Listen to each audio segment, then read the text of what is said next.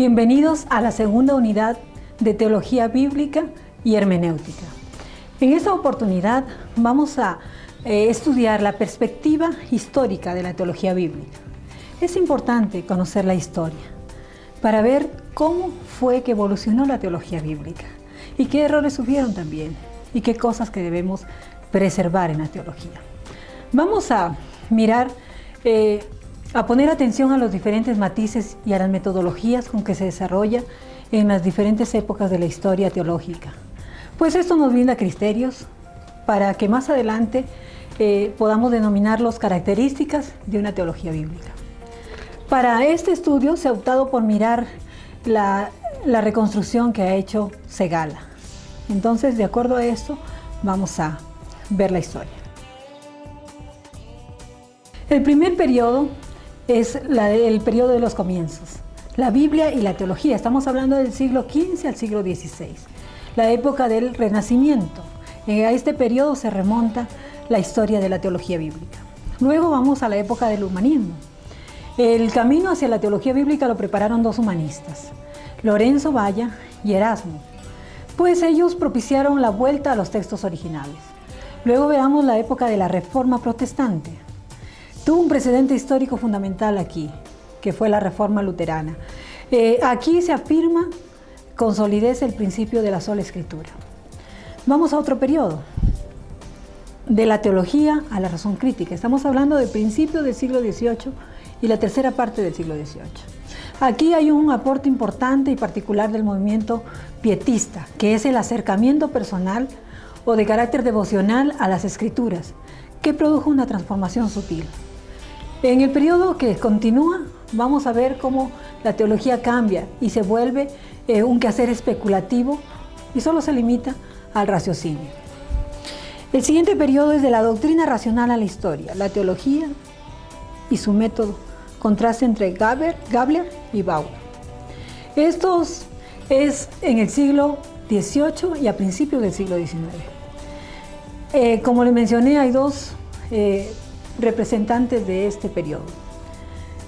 Primero, Gabler. Él hace una diferencia entre teología bíblica y teología dogmática. Dice que la teología bíblica tiene un carácter histórico porque transmite lo que los hagiógrafos pensaron sobre las cosas divinas. En cambio, la teología dogmática tiene carácter didáctico. Enseña lo que todo teólogo, según su capacidad, su cultura y el tiempo, el lugar, sus influencias denominacionales, su secta, las escuelas donde estudió, etc., piensa sobre o filosofa sobre las cosas divinas. El segundo pensador destacado en este periodo es Bauer. Fue el primero en aplicar el método histórico crítico en la composición de la teología bíblica. Los aportes de este periodo: se rompe la concepción unitaria de la Biblia, porque predomina el método histórico sobre el teológico, ¿sí? Al preferir la reconstrucción histórica en vez de la interpretación. Entonces, se hace la interpretación histórica o se separa el Antiguo Testamento del Nuevo Testamento. Algunos teólogos también prefieren solo lo histórico, mientras otros prefieren solo el método teológico. La Biblia se fracciona en categorías. Se habla de teología del Antiguo Testamento y teología del Nuevo Testamento. Y también en este periodo, la teología solo buscaba verdades razonables, y eso no era pastoral. Entonces, aquí surge un historicismo teológico que considera a la teología como una disciplina meramente histórica. Vamos al siguiente periodo, del énfasis en la reconstrucción histórica a su interpretación. Siglo XVIII y segunda parte del siglo XIX.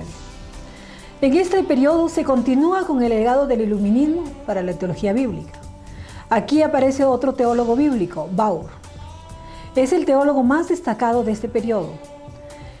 Él adopta el método histórico, pero diferente al iluminismo. Dice que la reflexión de la historia es el medio para alcanzar la verdad, pues solo se puede captar la verdad en la historia. Vamos al siguiente periodo, de la historia interpretada a la historia religiosa. Estamos avanzando ya en la segunda mitad del siglo XIX y a principios del siglo XX. Es un periodo dominado por el romanticismo y por el liberalismo. En ese periodo se dan grandes investigaciones históricas positivistas y el nacimiento del método histórico religioso. El teólogo representativo es Roede, que vive en la época de 1875 a 1906.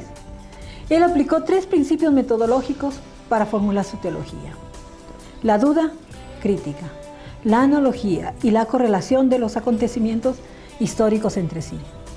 También criticó el método histórico como se venía utilizando hasta entonces.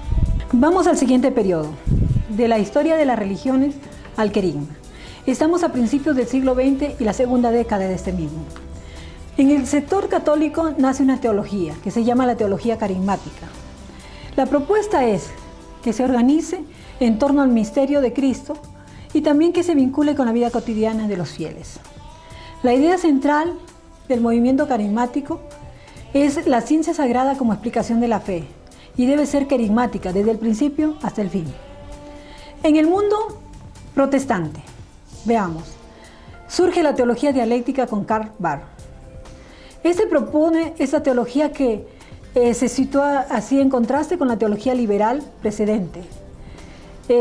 Tenía como intención esta teología hacer actual la palabra de Dios contenida en la Escritura, como lo pretendía la teología carismática del mundo católico.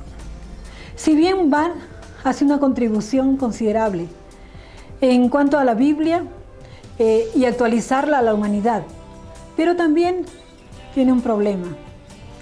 Amordaza la Biblia con su método existencialista, cayendo en el pecado de la desmitologización de la Biblia.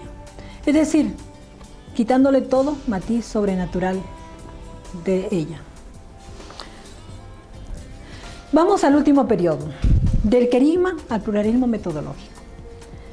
La teología bíblica de carácter científico occidental marcó un hito dentro de la historia de la teología bíblica. Hoy en día se producen muchas teologías, tanto del Antiguo como del Nuevo Testamento, pero hay una crisis en la teología bíblica. Esto es, en parte, al pluralismo en los métodos. Hay muchos métodos. Por tanto, nosotros necesitamos definir un método claro para hacer teología. En su sílabo van a encontrar un grupo de lecturas que les va a complementar y les va a ayudar a ampliar el conocimiento de esta sección. Les animo a hacerlo, ¿sí? Hagamos lecturas, tengamos un pensamiento crítico al leer y presentemos el informe a tiempo. Que Dios les bendiga.